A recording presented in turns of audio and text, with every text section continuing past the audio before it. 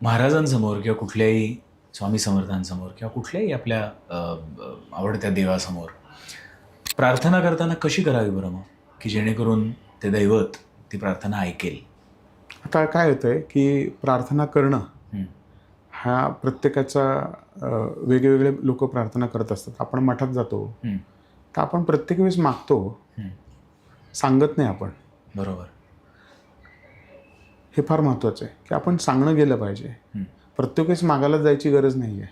हं, आपण कधी विचारतो का महाराज तुम्ही कसे आहात, बरे आहात का? हं, हं, हे पण विचारलं गेलं पाहिजे ना. प्रत्येक वेळेस तुम्ही जाऊन मागताय, हं, हं. हे नाही, हे व्हायला नाही पाहिजे.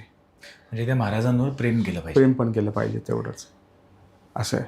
हं, कारण एक वाक्य आहे की प्रत्येक माणूस येतो ना हं. त्याचे रिप्लेसमेंट तयार असतं.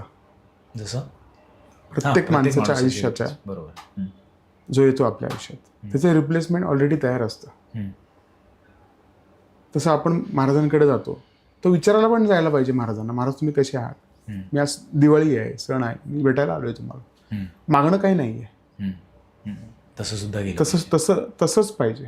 आणि मग या प्रार्थनेमधनंच कधी कधी महाराजांचा आवाज ऐकू येतो असं होऊ शकतं, आणि महाराज बोलतात आणि सांगतात. येतात प्रत्येकामध्ये ती ताकद आहे. हं, प्रत्येकामध्ये ती ऐकण्याची क्षमता आहे. हं, ही मी तुम्हाला जसं स्टार्टिंगला सांगितलं की माझ्यावरती आई वडिलांचे जे काही आपण मी तर उपकारच म्हणतो हं, ते आहेत, त्याच्यामुळे ही गोष्ट खरं घडत असेल हं.